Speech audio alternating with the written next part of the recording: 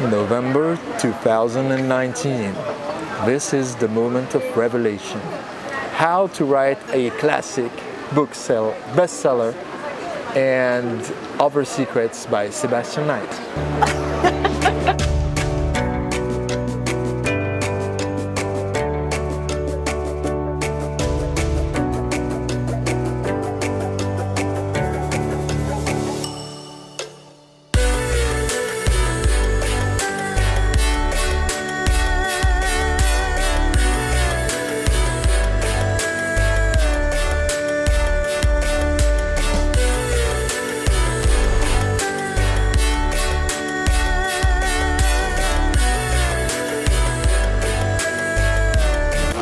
Could you give away 10,000 copies of your book? Yes. And this is a trick question, Yes. so let me clarify. Yes. If you actually had 10,000 copies of the book, would you be able to find 10,000 people that you can reach and that would be willing to get a free copy? Yes. Yes? Yes. Okay. How? Stages. Okay, so from your speaking. Okay.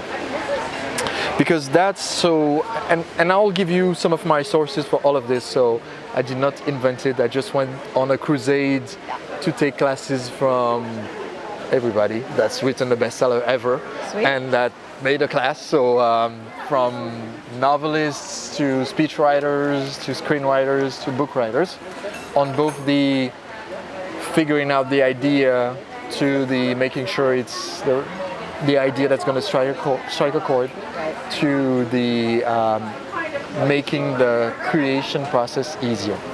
So this question comes from Steven Pressfield, and his idea is that the book takes off. If you can get the book in the hands of 10,000 people, then if it's the right book for them, it will take off from there. So basically the mission you have as an author is to find 10,000 people that are passionate enough to want the book. Yes. The next question is, do you want to write a classic? Not everyone wants to write that, so it informs some of the other questions. Gotcha. So there's a difference between a book, a good book, like this is based on the content, a bestseller, which would be I want the rankings or I want the volume of sales, not necessarily the same thing. And a classic would be having a book that each year sells more than the previous year and is the book that's recommended. It's the book on XYZ. Let's figure out the log line, which answers the question, what is the book about? Yes. And what we want is figure out the philosophical question. Okay. So we are not yet at the down-to-earth, which problem are we solving part. We are at the in a battle of good versus evil, and your book is helping in the battle. What's good and what's evil? I can take the example of my book and other books. So let's start with my book because it's the freshest in my memory. Okay. So on the apparent surface for the person that's just skimming, my book would be about starting a business. So you might think, oh, it's a book about how to do a market study and launch. But actually my book is a book against conformism, which is a word in English, I guess. Okay. So it's a book against conformism, and what I sell is freedom. Yes. And the premise of my book is that becoming your own boss is the only way to become free and live the life of your dreams. So that's the premise of the book. Yes. The premise comes from the philosophical battle between conformism and freedom. Yes. So what's good is freedom. What's good is freedom. That's what we want. Conformism is the enemy in the book. And everything else, sort of the business tactics, are just a derivation of the promise. Okay. In the battle, who's the hero? In any story, the hero is the person that has the most to learn and change. Oh. So if you have the hero, the next question is, what does he want? On a material, I'm trying to get to my philosophical. I'm going from the bottom up now instead of top down. Okay. So what does he want on a material plane? Do they want to win, to stop, to escape, or to retrieve? What happens if your hero doesn't get what he wants? Why should he get what he wants now? Who wants the same thing and does it in an opposite way that's mutually exclusive to what the hero needs to do? Meaning somebody else that's not successful or is successful doing this thing. Meaning, who's the dark side? Who's the dark side?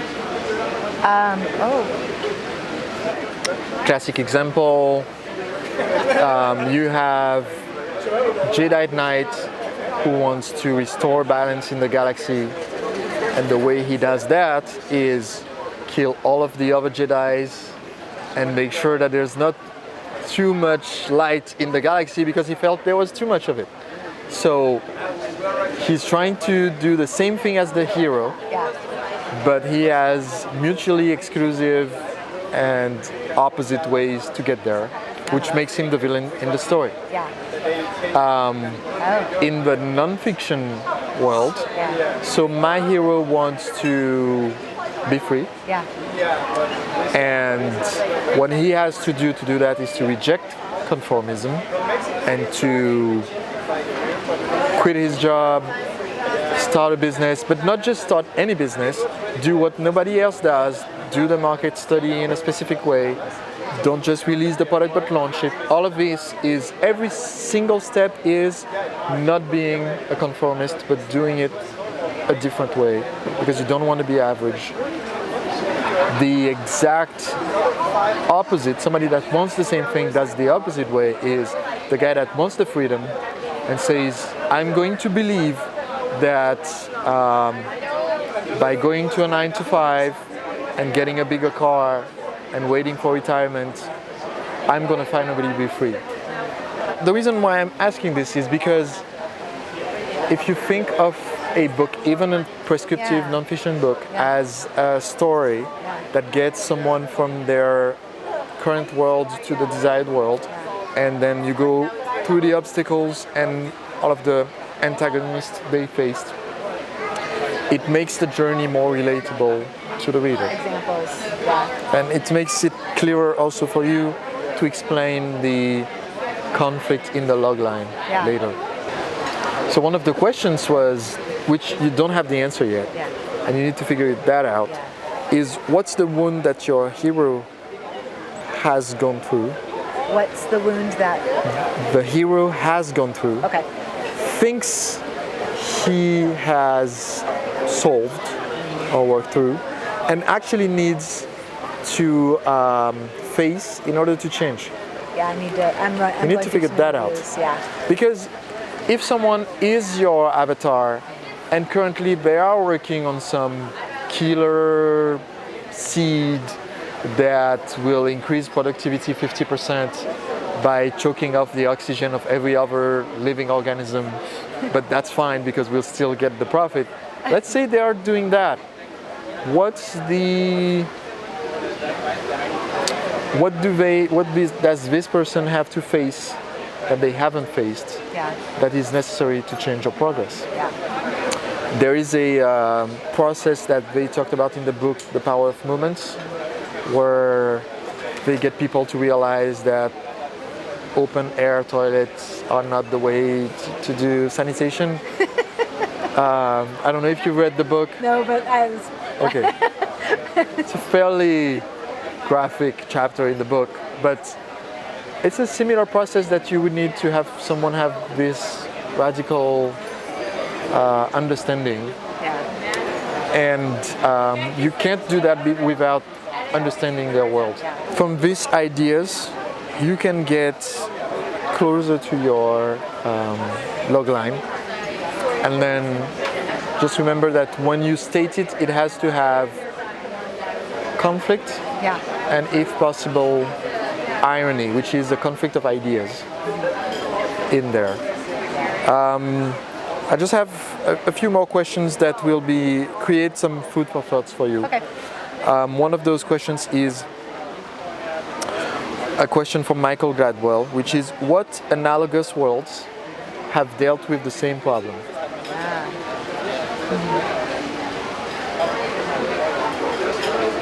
I'll have to chew on that for a while. Okay. Yeah. This you can find, and if you hire a research assistant, they can find examples in history, in medicine, in teaching schools, in art, of these kinds of processes, and how they were reversed. Like, how did we solve that conflict?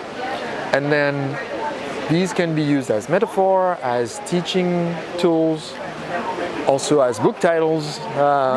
Like, they can give you some of the keys to unlock for people, because if you're only talking about leadership, by talking about leadership, it's hard to get the message across. I get you. Yeah. You can have too many metaphors if they don't mix. Yeah. You can have one strong metaphor that applies to everything, and that's fine. If it's all what nature teaches us about leadership, then why not? You could go to ladybugs and pesticides and roots and mitoses. You can do all of that in one book. The risk, though, is introducing too many foreign concepts because learning is connecting two known things. So if you talk to me about ladybugs, I know what that is, and you introduce something simple about them, that works for me. If you introduce a new insect that I don't know about, and then some weird things that it does that I don't know about, and then a scientific explanation of that, and then you use that as a metaphor for my business meeting, I'm lost. But you can introduce some little known fact about roses, that works.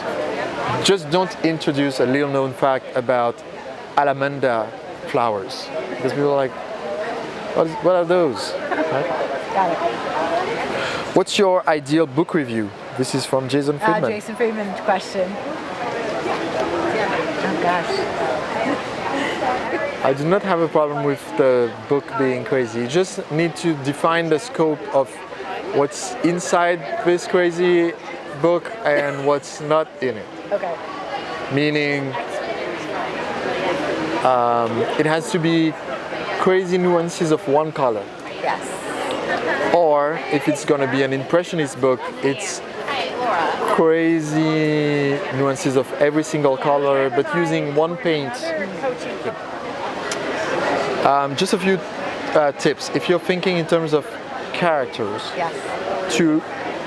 if you make the reader the hero, which is great, figure out who are the antagonists. So somebody wants the same thing, they can't both get it because they're going at it a mutually exclusive way. So you have to make sure they're in there, because in the real world they're there. Who are the allies that will help them along the way of doing what you're saying, because most of them probably think the team is an obstacle. They don't realize the team is an ally, so that's part of it. So a few things about the characters. As a group, your cast must have all of the skills that are necessary for the story to work. So it's a good thing to figure out, like, in the whole skill set, because the hero doesn't have it, and you don't just want to be on your high mountain saying, I'm going to tell you all of the truth, and all, but you need to be able to say, well, this is the person, or this is the book, or this is the ally that can give you this part of the recipe. Which also gives a lot of added value and validation to what you're saying. because now it's not just I, Stacy, from my great height of wisdom, have decided that you should do this. But rather it could be, well, make sure that there is someone, like look at your team and figure out if there's someone that has this talent, and then help them use that in the project. So now you also give them a reason for the team to read it. You also give something valuable for the team to be doing. It's not anymore a one-person army that you're building with the book. Awesome. Carl Rogers says the personal is universal, and the point there is to be very careful to not either be too much in the material side of it, leading the 4-point matrix or whatever, which is not gonna work with the organic style of your brand, but to not be in the 50,000-foot philosophical questions also. If you want to get the book to be a classic, it's indispensable. It's like you have to have this. It's the hardest thing for some people to get their mind around. But when you have it, it will give your book the perspective it needs for people to like get it. Here it is. Okay. It's the villain speech. Okay.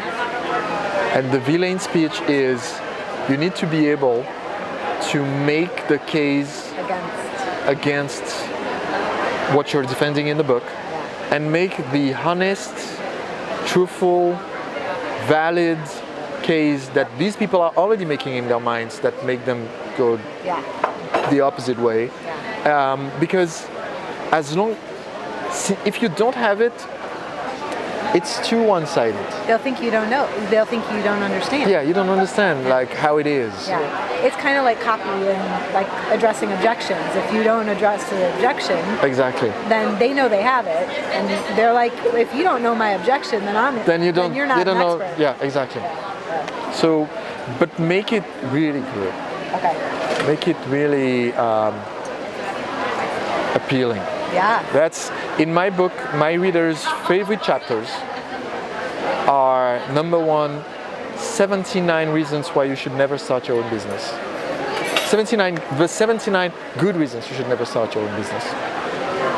And there are actual reasons that we got from a study of 201 people that are stuck and never start their business, and we studied their objections. Yeah. But when you read all of them in a row, maybe you have 15 of those. But when you read yours and the next one is something that you think is completely ridiculous, but is somebody else's real reason that they are not doing it, it just puts it... It delegitimizes your own. Yeah, kind of, right? Yeah. So I've had reviews on my book page. Some of the reviews are that they have found this to be the most motivating chapter, even though it's the case against it, right? That's amazing. It's a solid case against starting a business. All right, got it. And then the second favorite chapter, which is at the very end, is the manifesto. And the manifesto talks about how we overcame that. And I think if you can figure out by interviewing these people, if you can figure out the villain speech that they actually listen to, then you can make your arguments, you can build your case against it, and it will be stronger. Awesome. I am so grateful beyond words right now. I can't wait to hear more about your book. I'm so excited.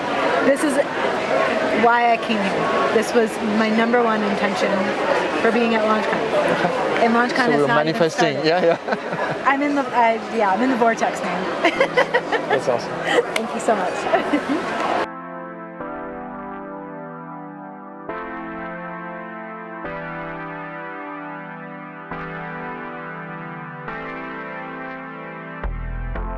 Merci d'avoir suivi cet épisode. Savez-vous que je publie mes conseils plusieurs fois par semaine au format audio? J'ai un podcast. Si vous allez sur entrepreneurlibre.com maintenant, entrepreneurlibre.com/podcast, vous pouvez écouter mes épisodes en audio et y accéder en voiture, en transport, en faisant de la gym, en passant le balai.